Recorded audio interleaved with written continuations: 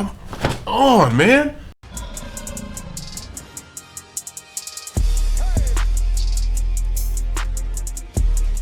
Hey YouTube, welcome back to Universe X TCG, and once again, in this weird Twilight Zone of TCG madness, we have a third just add-on to the ban/limited list.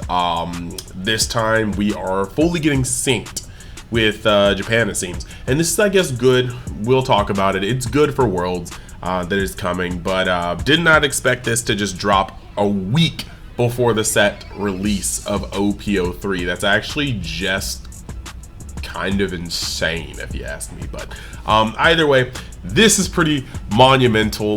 Let's actually go over to to the view and let's talk about it. Oh my gosh. Just want to set a quick like goal. Let's see if we can blow past 100 likes and talk about this cool topic. Just want to also let you guys know that tomorrow I should have my deep dive Patreon article for Enel coming out for OP05's format, and this is gonna shake some things up, so let's hop over to it. So let's look at this real quick, right? The main thing we've got going on here, I'll just read the post. It says, removal of cards from the banned and restricted list. Since the environment has changed, 7 cards will no longer be banned or restricted as of December 8th, 2023. That being Nami, which we already knew about, Radical Beam, which is big, Edward Newgate, and which is, you know, we already knew about, but also big Edward Newgate, which is a very, very, very huge thing. These are some very big points. Now they also are adding on both Marcos. Both Marcos are going to be unrestricted. Now what this means is that we will officially have a format that is in sync with Asia. There will no longer be like a global format and Asian format. So far they are exactly the same. This is going to make a lot of big waves for a lot of different people. We have a lot of discourse between both sides going on about, you know, what to do, what not to do, things like that. Who's a better player, who's adapting more, who's just dealing with like ignorant things. Yeah, look, we are now on the same playing field. So this is gonna be a huge proving ground between the metas to see, you know, what the best players are, just simply the best players. No list, no anything kind of getting in the way.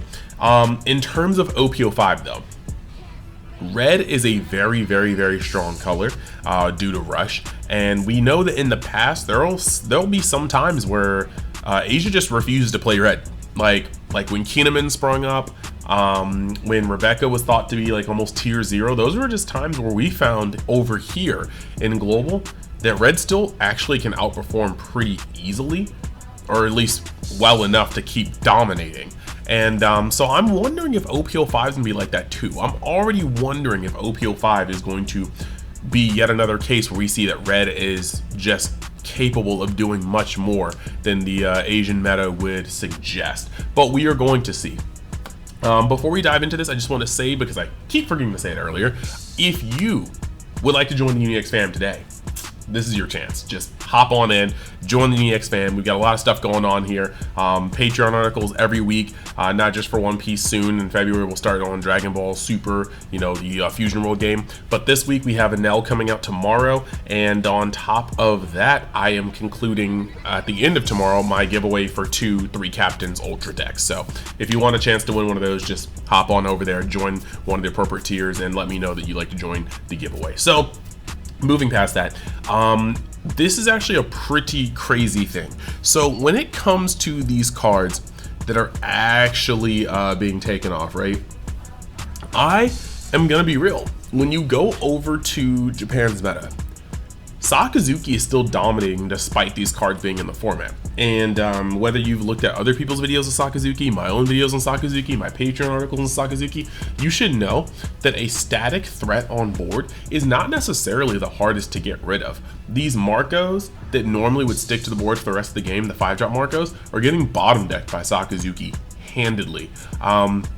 a single Rebecca into a Hina into a Houndblaze is just bottom decking this 5-cost investment while giving something the ability to punch, and you're probably going to be looking at a new blocker Rebecca, Hina that can swing on you next turn if you don't get rid of it, and then a leader, and then something else on the board that just got bumped up by 3k like brand new.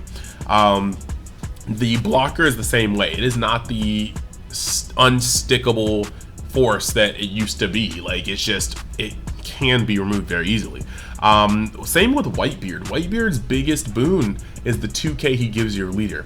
Sakazuki does not really have that much of an issue sitting behind its board for another turn. It's not like it's one of the most consistent decks this game has ever seen, and it's not just like a deck that's very much so, you know, not used to having defenses. They're filtering through their hands, their deck, they're seeing some of their best cards, they have their counter power, they have their blockers. There are going to be a lot of times where the deck is just ready to take a couple hits. If it needs to just go, oh wow, you played Whitebeard and I don't feel like swinging over that, well, one, they can Houndblaze their leader or their biggest swinger and then swing over to try to push through damage through your Whitebeard buff. That Houndblaze is probably going to bottom deck your Whitebeard if the setup is right, and then they'll be able to keep going. So Whitebeard coming up to 4 isn't really the end-all be-all that you may think it is. I think the biggest thing to take away from this list is actually Radical Beam. Radical Beam going up to 4 again is going to drastically change Red's defensive capability, and that's going to be something that's very good. This being said though, with Whitebeard and both Marcos coming back the way it is, the Whitebeard engine is officially ready to go again.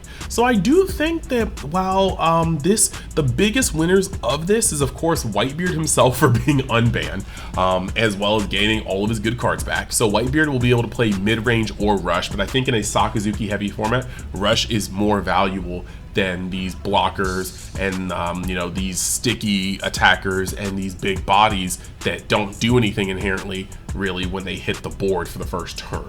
So I do think that, yeah, we do have a fair amount of winning coming from Whitebeard just being alive, but I think one of the biggest winners is Red Purple Luffy. Red Purple Luffy now has 4 Radical Beams as well as all of its Marco blockers back, so it will be a threat, a valuable threat. I like that. I think this is easily something we can accommodate. I think that that deck being dead on arrival because of the limits here and global was kind of really saddening. But I do like the ability for us to pop off with that leader if we do choose. But the 4 Radical Beam, by far the 4 Radical Beam is the game changer here, I think, when it comes to Red. Very good card in general, very good trigger. I am not all that, I'm surprised this happened, but I'm also not like completely shooketh. Nothing like, it's not like anything groundbreaking has happened here. We've simply now synced with Asia. And so, yeah, I'm gonna have to do some follow-up videos to this because there are gonna be some ripples, not ripples in the format because, like I said, this is the same thing they have, but ripples to our format. There were decks that I didn't think were going to hold up that they maybe can hold up a little bit better now.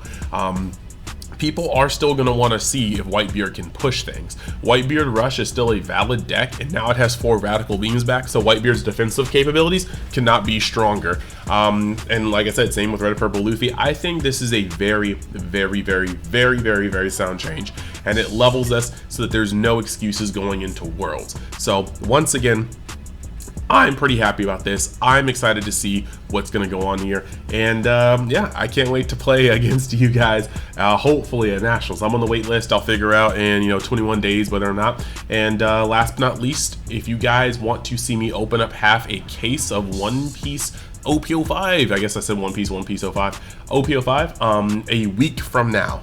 Pretty much a week from now, I'll be on my way to getting my case, and I'm going to open up the first half of it on stream live here. So just look out for the live, just like notification. I'm going to put it up as something you guys can wait room, and we should have a grand old time. So thank you guys. If you like the content, think about hitting the subscribe button. Remember, let's see if we can get this over 100 likes. And this is some breaking news for One Piece the card game. So thanks. I will see you guys next time. Later. All right, so once again, it's time to give a quick shout out to the people that go the extra mile to help support this channel and this brand, and those are the Patreon members. By joining the Patreon, you can get access to all the deep dives on TCG articles that are too long for me to put into video format, as well as joining the giveaways that you rack up raffle tickets for every month that you're subscribed based on your tier.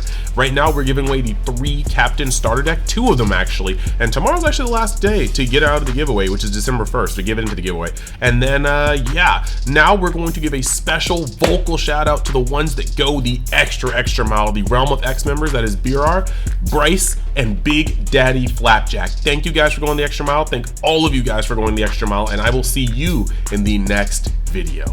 Later.